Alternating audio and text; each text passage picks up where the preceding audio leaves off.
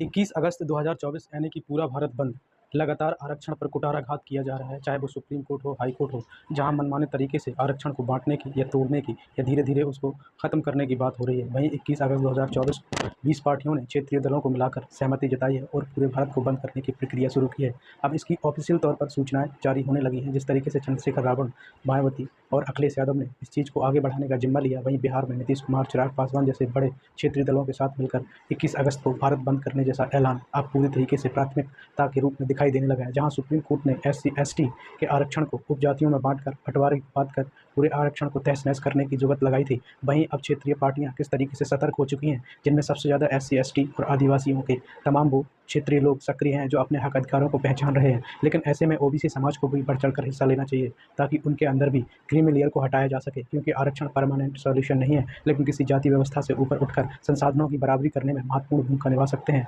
ऐसे ही एक विचारक ने कहा था कि आरक्षण व्यवस्था समाज में सुदृढ़ता और समृद्धि लाने की एक तरकीब है, जिसे समय-समय पर बदला भी जा सकता है, लेकिन उसे बदलने के तौर पर तमाम EWS के नाम पर आरक्षण एक ही बार में दे दिया जाता है। और जहाँ इस देश में तमाम जातियाँ आरक्षण के लिए आंदोलन करती हैं और उन्हें फिर भी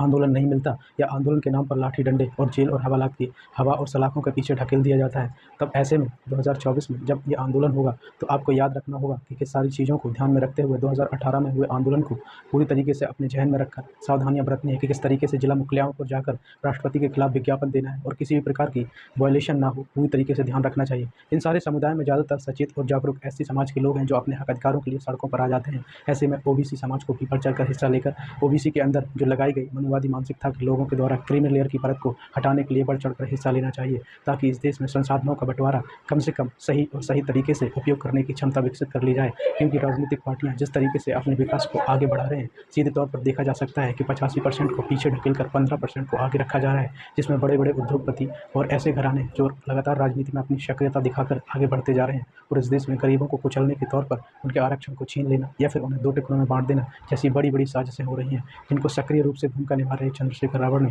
लोकसभा और राज्यसभा में ये मुद्दे लगातार उठाए हैं और तमाम विपक्षी दल भी उठाते रहे हैं। लेकिन भारत बंद का ऐलान कितनी सतर्कता और सादगी से किया जा रहा है, इसमें क्षेत्रीय दलों से ज़्यादा मिलकर बड़े बड़े राजनीतिक दलों ने और 20 क्षेत्रीय दलों ने भी हिस्सा लेने की बात की है। अब सावधान रहें और सतर्क रहें और वायलेशन ना हो, ऐसा पूरा हिसाब किताब रखें, क्योंकि आंदोलन अपनी मांगों और तमाम राइट्स के लिए किए जाते हैं। देश की संपत्ति को किसी प्रकार का नुकसान न पहुँचे, सभी को ध्यान देना चाहिए। जय भीम, जय भारत।